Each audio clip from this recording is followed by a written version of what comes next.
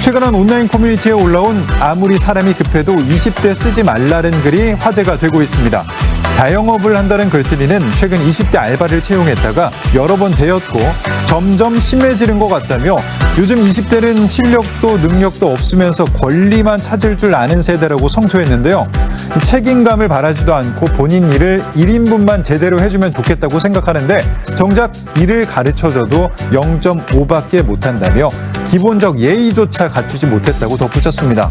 게다가 일하다가도 한 소리 들으면 그 자리에서 해결할 생각은 안 하고 집에 말했는지 부모에게 전화가 오더라며 20대 초반 알바를 쓰는 게 손님 스트레스보다 더하다고 주장했는데요. 20대 아르바이트생에 대해 강한 반감을 드러낸 이 글이 자영업자들 사이에서 공감을 얻고 있는 반면 일부는 성급한 일반화라며 반대 의견을 보였습니다. 누리꾼들은 권리는 있는데 의무는 없는 20대, 일은 못하고 노동법은 빠삭하다, 업장 분위기 관리도 사장님의 능력, 세대 갈라치기 심하네 등의 다양한 반응을 보였습니다. 지금까지 오클릭이었습니다. 한 20대 아르바이트 직원을 고용한 가게 업주가 엄청난 손해를 보는 일이 있었습니다. 이 직원이 가게 사장님 몰래 접수된 배달 주문을 마음대로 취소해버린 건데 그 횟수만 무려 239차례에 달했습니다. 이 액수로 따지면 500만 원이 넘는데요. 결국 이 직원은 법정까지 가게 됐습니다. 지난 2021년 3월 부산의 한 가게에서 아르바이트 직원으로 일하기 시작한 20대 여성 A씨. 열심히 일하기는커녕 넉 달간 배달앱에 들어온 주문을 239차례나 취소했습니다. 총 536만 원입니다. 또 60차례에 걸쳐 약 42시간 동안 배달앱에서 매장 영업 상태를 임시 중지로 바꿔놓기도 했습니다. 결국 경찰 조사까지 받게 된 A씨. 할 말은 있다는 입장이었습니다. 몸이 안 좋아 쉬고 싶다고 했지만 사장님이 출근하라고 해서 배달앱 임시 중지 설정을 하고 쉬었다고 밝힌 걸로 알려졌는데요. 또 A씨는 배달 취소에 대해서도 손님이 전화로 주문 취소를 요청하거나 식자재가 없을 때, 그리고 혼자 근무하는데 배달이 몰릴 경우, 또 날씨가 안 좋을 때 주문을 취소했다고 말한 걸로 전해졌습니다. 하지만 재판부는 정당한 사유로 볼 수 없다며 이런 주장을 받아들이지 않았는데요. 다만 A씨가 이전에 처벌받은 전력이 없는 점을 참작했다며 A씨에게 업무 방해 혐의로 징역 1년에 집행유예 2년을 선고했습니다. 이런 식으로 아르바이트 직원의 배달 취소로 피해를 봤다는 자영업자들의 사연은 앞서 여러 차례 알려지기도 했는데요. 이 앞서 사례처럼 해당 직원에게 형사처벌을 받게 할 수 있고 또 손해배상까지 청구할 수 있다는 게 전문가들 설명입니다. 자신을 유명 프랜차이즈 치킨집을 운영 중인 업주라고 밝힌 B씨. 지난해 B씨는 배달 주문 내역을 확인해봤다가 깜짝 놀랐습니다. 1월부터 9월까지 아르바이트생이 몰래 거절한 배달만 900여 건, 금액으로만 따지면 2,700만 원이 넘었던 겁니다.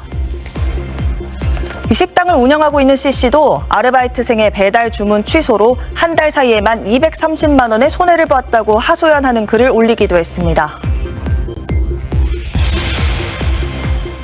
실제로 주문이 들어오고 있고 어떤 소비자들이 이곳에 이제 물품을 구입하려는 어떤 시도가 있음에도 불구하고 장사를 하지 않는 것처럼 그렇게 위계를 통해서 이 사람들의 업무를 방해를 한 것이기 때문에 업무 방해죄가 성립이 되고요. 그 금액이나 행위의 양태나 이런 것들을 고려해서 심각하다고 여겨지면 실형까지도 받을 수가 있는 사안이죠. 원래대로라면 벌을 수 있었던 돈 상당의 금액을 손해배상으로 산정을 해서 민사상 손해배상 소송을 제기를 하실 수가 있어요.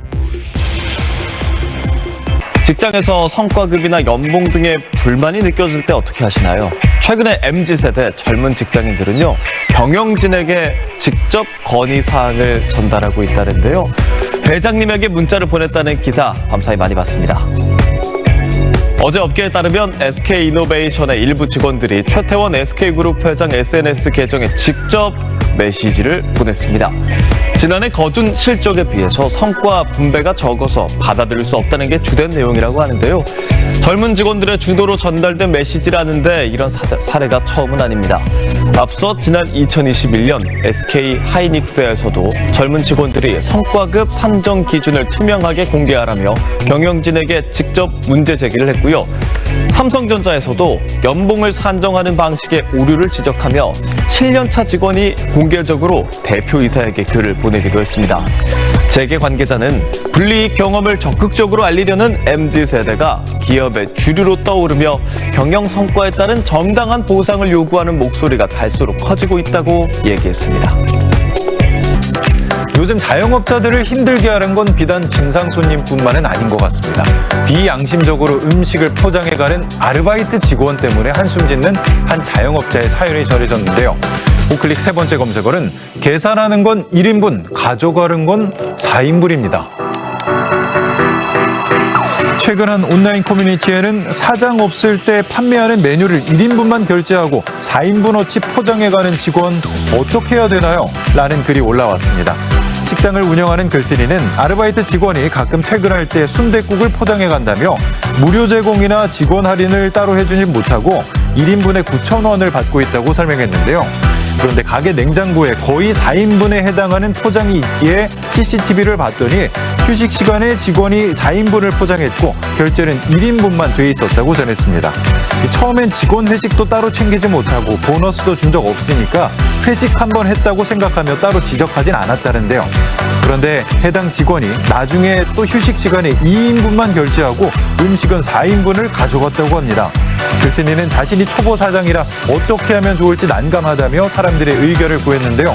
누리꾼들은 좋은 게 좋은 거라고 어물쩍 넘기면 안 된다는 이해, 도둑은 도둑일 뿐 비양심 직원은 같이 일 못하지, 포장은 사장이 있을 때만 된다고 구체적으로 교육해라 등의 반응을 보였습니다. 경기가 어려워 장사도 힘든데 아르바이트 직원의 황당한 행동으로 골머리를 앓고 있다는 자영업자들의 하소연이 눈길을 끌고 있습니다.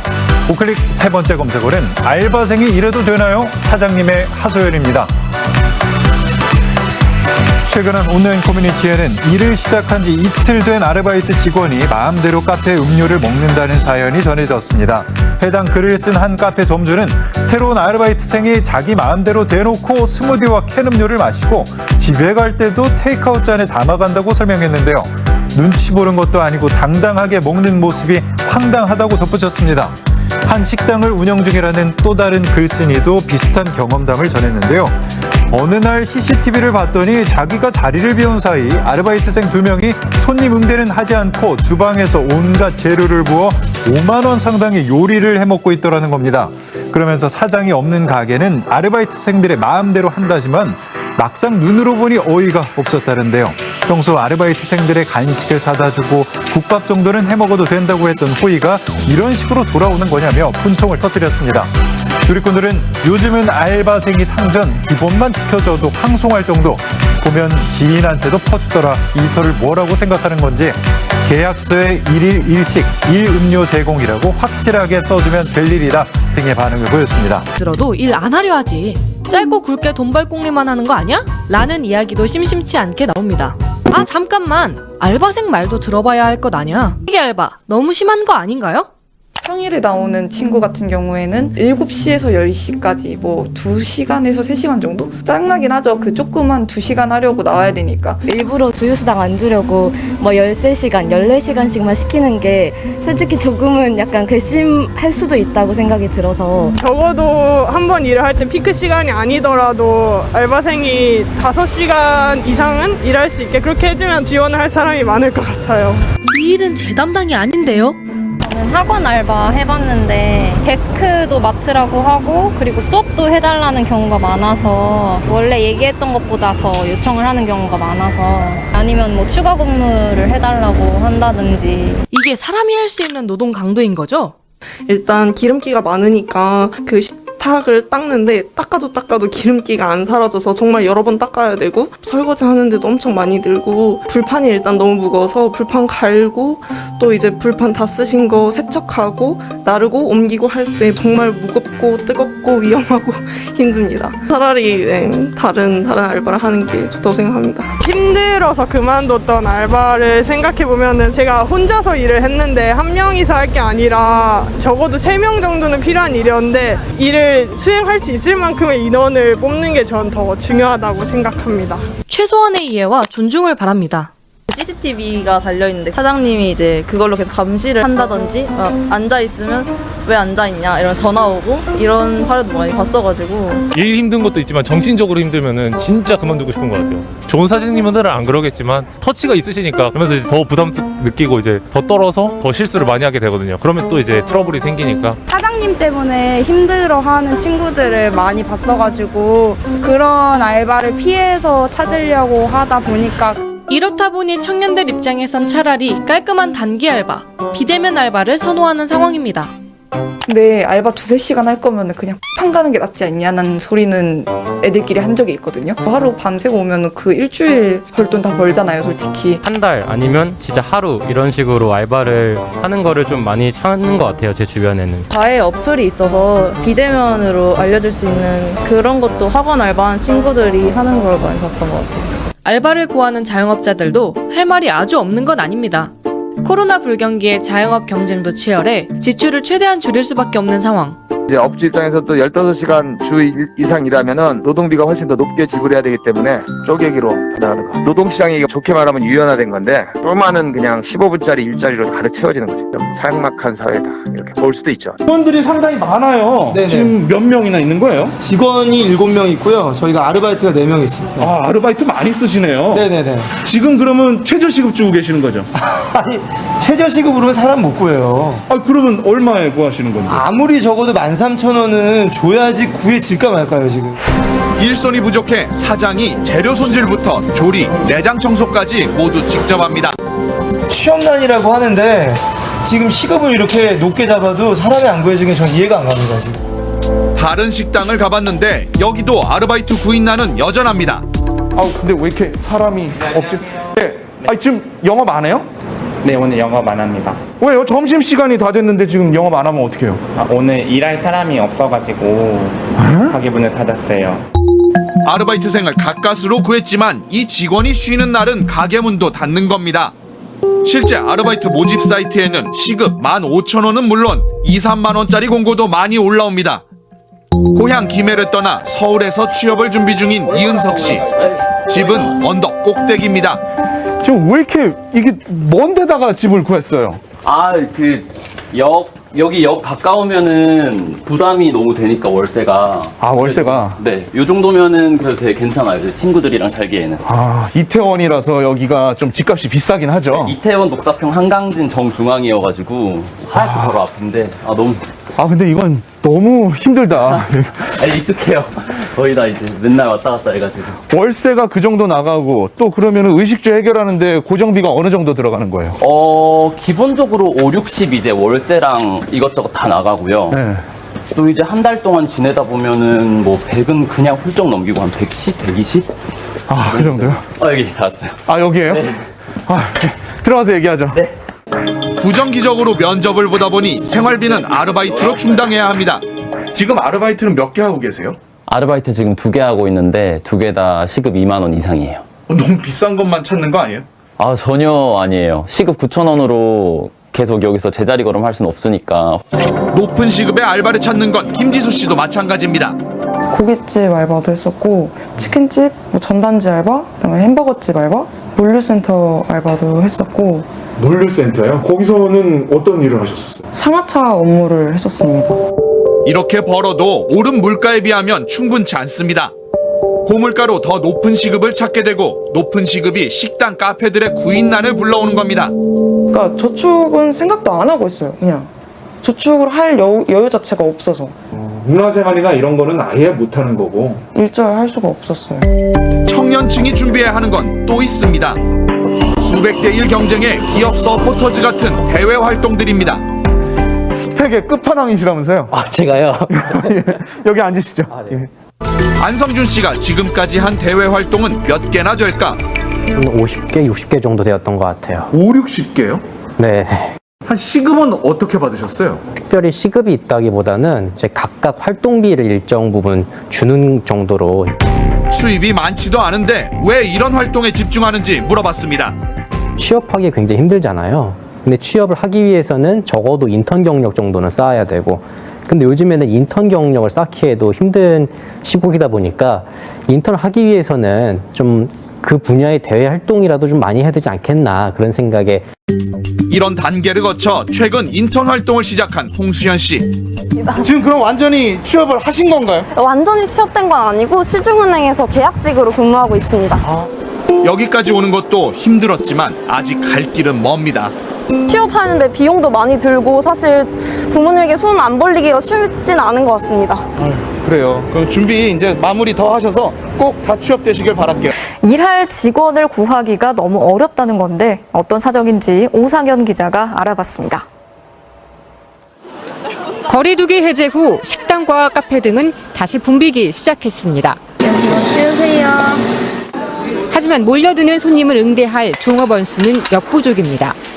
매출 부분적으로 한 30% 정도 늘었는데 사람을 더 들여야 되는 부분이 있는데 구하기 많이 힘든 편이에요. 코로나 이전에는 2명, 3명 정도 썼는데 지금은 1명? 당장 일할 직원을 구하는 곳은 많지만 지원자는 점점 줄고 있기 때문입니다. 매장에서 일일이 고객을 응대해야 하는 이른바 대면 직업을 기피하는 현상이 구인난의 가장 큰 원인으로 꼽힙니다. 또 배달업이나 대리기사처럼 원하는 시간에만 일하고 여러 개의 직업으로 더 많은 수입을 올리는 이른바 엔잡러 현상도 한몫하고 있습니다. 청년 인구 급감도 또 다른 원인입니다. 대학생과 취업준비생 등이 포함된 15세에서 29세 인구는 지난달 기준 859만 5천 명으로 2019년 같은 달보다 47만 8천 명이 줄었습니다. 용돈 마련용 일자리에서 취업에 도움이 될 만한 경력을 쌓으려는 경향도 뚜렷해지고 있습니다. 나중에 취업을 위해서 선택해가지고 알바를 하는 사람들이 많은 것 같고요. 특히 3년 만에 대학들이 일제히 대면 수업을 재개하며 학교로 돌아가는 학생까지 늘고 있어 젊은 인력 구하기는 앞으로도 쉽지 않을 전망입니다. 네, 요즘 물가가 많이 오르면서 최저임금으로 생활하는 사람들의 고통이 갈수록 커지고 있죠. 지금 정부 세종청사에서 내년도 최저임금을 결정하는 회의가 열리고 있습니다. 노동계는 최저 생계비 보장을 요구하면서 18% 인상안을 제시했고요. 사용자 측은 동결을 주장하고 있습니다. 배주한 경제 위기의 책임도 자영업자들의 어려움도 고스란히 최저임금 탓으로 돌리고 있습니다. 최저임금은 죄가 없습니다.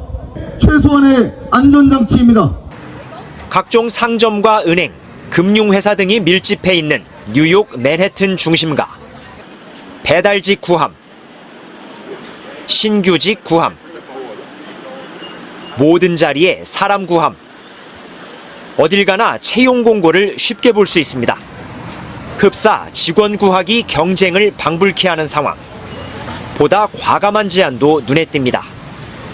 신규직으로 입사하면 보너스를 $1,500, 우리 돈 180만 원까지 준다는 겁니다. 이 같은 채용 보너스는 이미 대세입니다. 얼마까지 줄 수 있냐고 묻자 구체적인 액수도 말해줍니다. When you're hired, there's $1,000 bonus. After you're hired, after you complete the 3 weeks training, I believe you get it after the second month.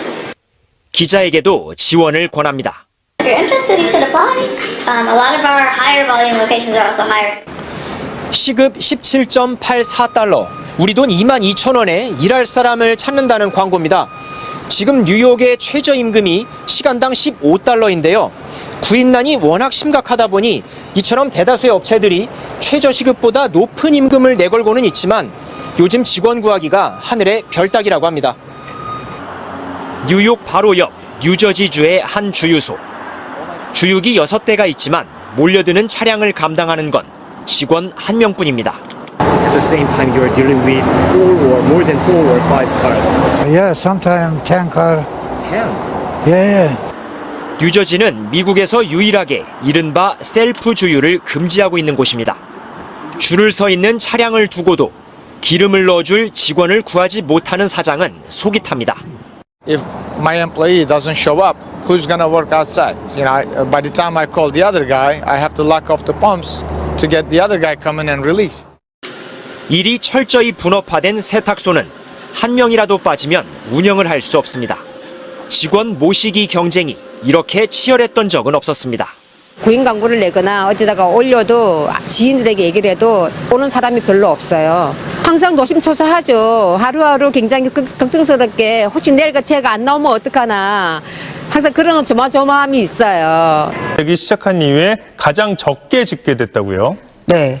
임금을 주면서 20대를 새로 채용한 일자리, 지난 2분기에 145만 4천 개에 그친 걸로 나타났습니다. 1년 만에 8.6%나 줄어든 수치입니다. 관련 통계가 나오기 시작한 지난 2018년 이후로 가장 적었다는 겁니다. 기업이 새로 세워지거나 기존 기업에서라도 사업이 확장돼서 새로운 일자리가 필요해야 신규 일자리가 생기게 됩니다.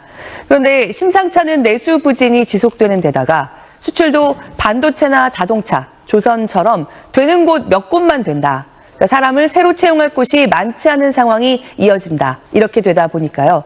청년을 새로 고용하는 곳이 크게 줄었습니다.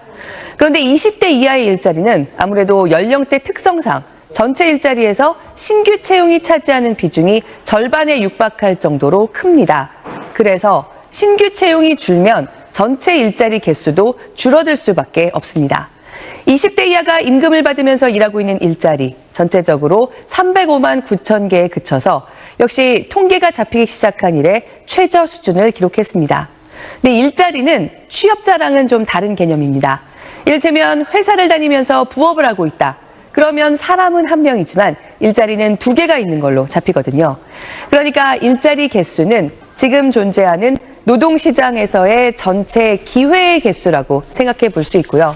20대 이하에서 이런 기회의 개수가 관련 통계가 작성되기 시작한 이래 가장 적은 규모로 줄어들었다는 겁니다.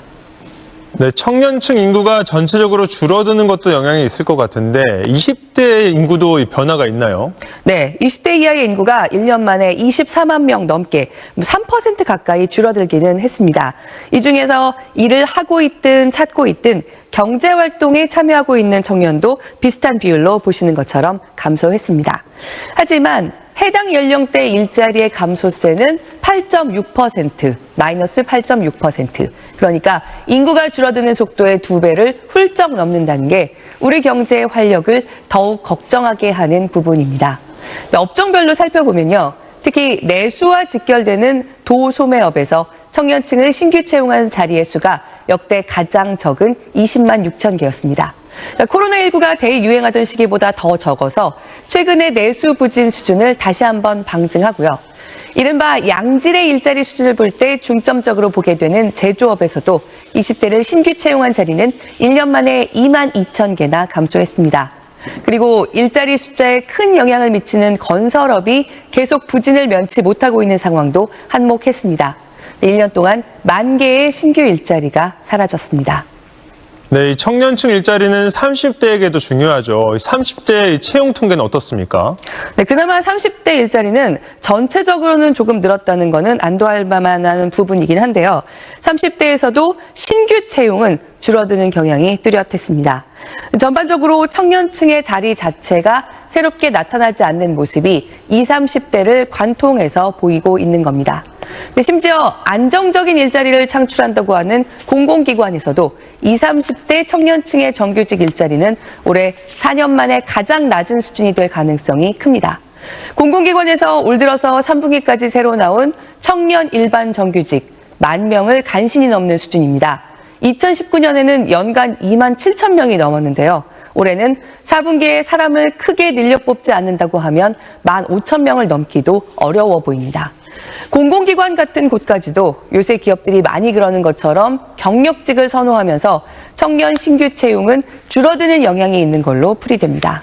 근데 그나마 공공기관은 정부가 청년 신규를 많이 뽑아라. 사람이 줄면 주는 만큼 뽑아라 라고 하면 그러니까 한마디로 강하게 밀어붙이면 분위기를 바꿀 수 있지만요. 전체 노동시장의 분위기는 결국 경제가 좀 살아나는 조짐을 보여야 근본적으로 달라질 수 있습니다. 근데 경기가 부진하다 보니까 청년에게 기회가 줄어들면서 장기적으로 우리 경제의 미래 잠재력도 제한받는 악순환의 고리가 형성되지 않도록 정말 만전을 기해야 할 때입니다. 들어오는 점주가 없다 보니 공실만 쌓이면서 주변 상권도 함께 침체됐습니다. 먹는 거밖에 없으니까 스타벅스랑 셋다고 커피숍을 알렸어요. 지난해 폐업 신고를 한 사업자는 100만 8,200여 명. 1995년 관련 통계 집계 이래 100만 명을 넘어선 건 처음입니다. 폐업자는 2019년부터 3년 연속 감소하다가 2023년부터 상승세로 돌아섰습니다. 금리가 오르면서 코로나 시기 누적됐던 부채를 더 이상 견디지 못하고 결국 폐업을 택한 것으로 분석됩니다. 특히 소매업자의 타격이 컸습니다. 11월 초반에 겨울 옷이 나가는데 건너뛰었어요. 30년 만에 처음이거든요. 날씨는 더운 탓도 있었지만 그게 이해가 안 되거든요. 2년, 3년 계단식으로 내려갔는데 작년에 다 터진 거예요. 실제 전체 폐업자 10명 중 3명이 소매업자였고 음식점업과 부동산업이 그 뒤를 이었습니다. 소매업과 음식점업을 합하면 전체의 거의 절반에 달합니다. 폐업 사유는 사업 부진이 50만 6천여 명으로 전체의 절반을 넘어섰습니다. 올해도 심각한 내수 부진 탓에 빚을 갚지 못하는 자영업자는 점차 늘어난 추세입니다. 카드 대금 악취가 돼가지고 음식도 팔고 커피도 팔고 많이 되고 있어요. 옛날보다. 정부는 민생회복 소비 쿠폰 지급과 자영업자, 소상공인 등 113만여 명의 채무 탕감을 통해 돌파구를 찾겠다는 계획입니다.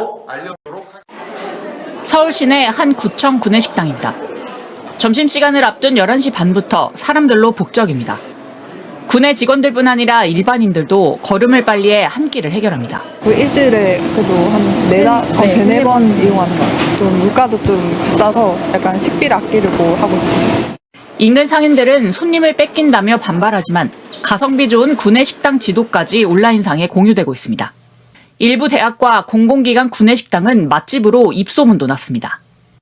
초저가 간편식 상품을 앞세운 편의점 도시락이나 무한 리필이 가능한 뷔페형 식당도 다시 인기입니다.